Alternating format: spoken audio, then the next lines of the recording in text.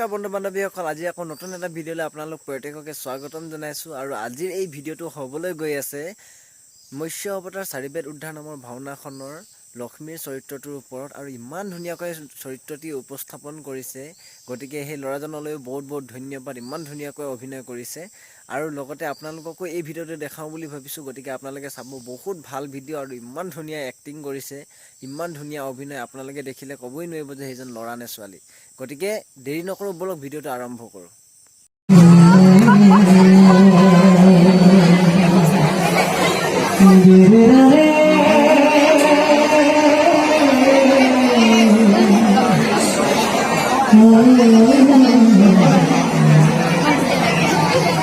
মোৰ লগত লক্ষ্মীয়ে প্ৰতিদ্বন্দ্বিতা কৰাৰ নিজ হাতেই ভুগিব।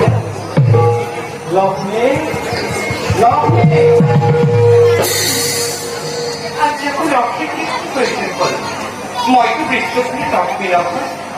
লক্ষ্মী, তোমাৰ এনে অবিবেচক কাৰ্য দেৱ সমাজক ঘৃণনীয় কৰি মই জগতৰ ঈশ্বৰ, তুমি জগতৰ মাতা মহালক্ষ্মী। তুমি মোৰ লগত প্ৰতিদ্বন্দ্বিতা কৰিব খুজিছা। ইয়াৰ পৰিণাম কি বিফল হ'ব তুমি এবাৰো ভাবি চোৱা নাই? আপুনিতো কি কৈছে মই একো বুজিব পৰা নাই। মোক ভালদৰে বুজি কওক।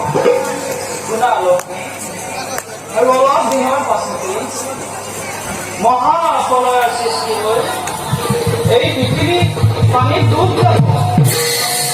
পৃথিৱী বুলিবলৈ একোৱেই নাথাকিব। কিন্তু তাৰ আগতে তুমি ভীষণ দৈত্য সাধন কৰি মোৰ লগত প্ৰতিদ্বন্দ্বিতা কৰিব খুজিছা। আপোনালোকৰ আলোচনাত যদি শিৱৰ ভাৰ্য পাৰ্বতী লক্ষ্মীৰ কন্যা খৰচ দিব পাৰে, তেতিয়া মই কি কাৰণে প্ৰতাৰিত হলো যে আপোনাৰ পত্নী হৈ মই সেই আলোচনাত অংশ ল'ব পৰা নাই? তোমাক এই কথা কোনে ক'লে লক্ষ্মী? মোক কোনেও ক'ব নালাগে, মই নিজেই জানিছো। মই বুজিব পাৰিছো, তুমি নাৰদৰ পুষ্পপ্ৰান্ত কৰি এনে ঘৃণনীয় কাৰ্যত লিপ্ত হ'বা। তুমি জানিব লাগিছিল লক্ষ্মী, সঁচা মিছা সঁচা কৰাটো নাৰদৰ যুগে চলি আহিছে। জগতবাসীয়ে জানে নাৰদ এজন তুতকীয়া। নাৰদ এজন জ্ঞানী মানে ঋষি। ইমান মিছাৰ আশ্ৰয় তেওঁ কেতিয়াও নলয়। আপুনি তেওঁক প্ৰতাৰণা কৰিছে। জগতত লক্ষ্মীৰ কন্যা সৰস্বতী, শিৱৰ ভাৰ্য পাৰ্বতী সভা, জ্ঞানী মানেৰ ৰূপৱতী নাৰী সৈন্য কোনো নাই বুলি বিষ্ণুপ্ৰিয় ভাৰ্যাৰ নিক্ষমতা আছেনে নাই তাকে মই প্ৰমাণ দেখুৱাইছো। আৰু আপোনাৰ সন্মুখত আজি প্ৰতিদ্বন্দ্বী ৰূপে থিয় দিছো। তুমি গৰ্বিতা। তুমি আজি বিষ্ণুপ্ৰিয় লক্ষ্মী নোপোৱা।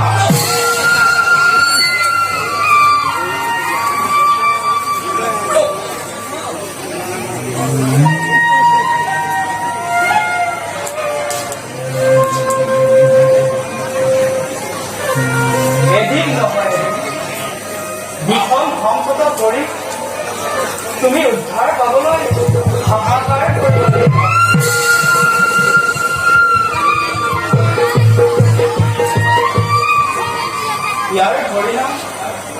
ইয়াৰ পৰিণাম কি ভীষণ হ'ব তুমি তাক বুজিব লাগিব।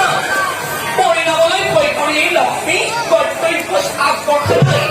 বিষ্ণু পূজক লক্ষ্মী অৱহেলা কৰাৰ পৰিণাম কিমান হ'ব পাৰে?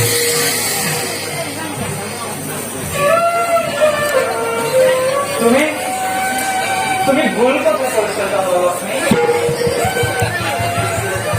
ইয়াৰ পৰিণাম অতি মৰ্মান্তিক হ'ব। এদিন নহয় এদিন তুমি ভীষণ সংকটত পৰি উদ্ধাৰ পাবলৈ হাহাকাৰ কৰি থাকিব লাগিব।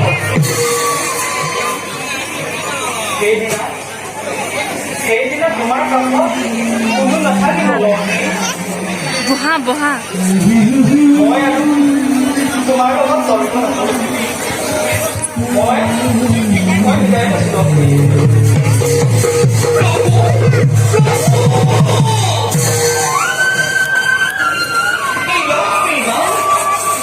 ইমান অবল নহয় যে কাৰোবাৰ চাকৰি কথা ভুল যাব।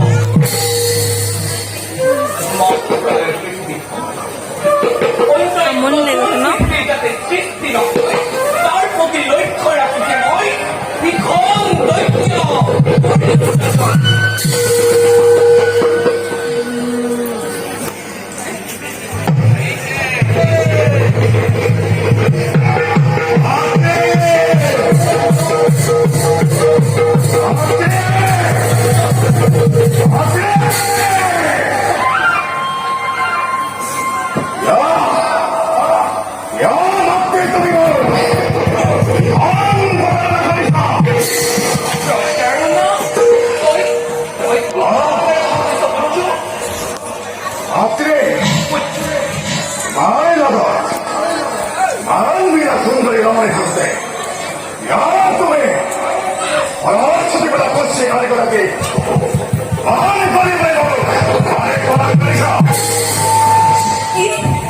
সৰস্বতী কুস্তিৰ নাৰী